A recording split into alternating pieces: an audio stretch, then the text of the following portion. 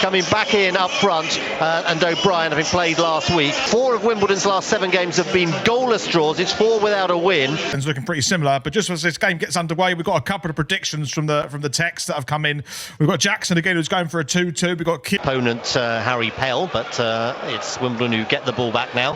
That's Al-Hamadi, him and Davison up into the area, cleared by the Wimbledon defence, up towards Hamadi, plays that one back there. Europe, and did they get to the final of the... Yeah, they did indeed, yeah. It's now the Europa League from the goalkeeper Nick Tanner, New Zealander, by the way, just got the one cap, the one appearance is Davison, now with a chance, fires one in from distance, he going through the middle, got a player free on the left-hand side. This is Al-Hamadi now, he's got to get past 3 players and tries to get the ball out wide to the keeper, punches away, cleared away by Al-Hamadi, goes back... Those moments, and there is the half-time whistle.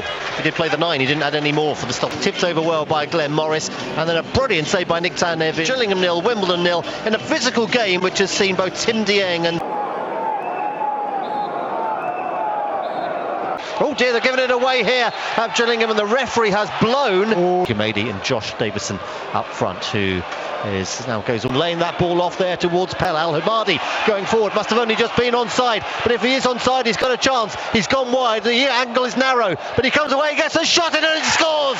Wimbledon take the lead 6 minutes into the second half.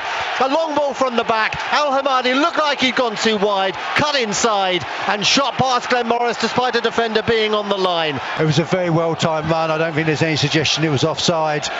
He's got to a really good position, a really advanced position down the sort of right channel, and it didn't rush, you have to say. Cut out though by Gunter, and forward again by Wimbledon. Al-Hamadi, the goal scorer.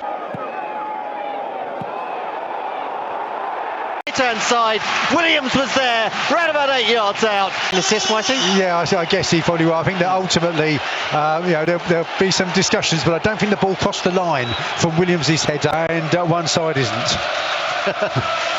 It's anyone's.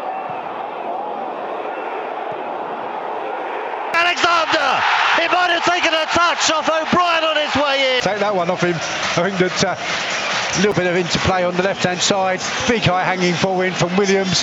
We're giving that to Che Alexander. I think it's fair to say no one's going to be getting that one off him.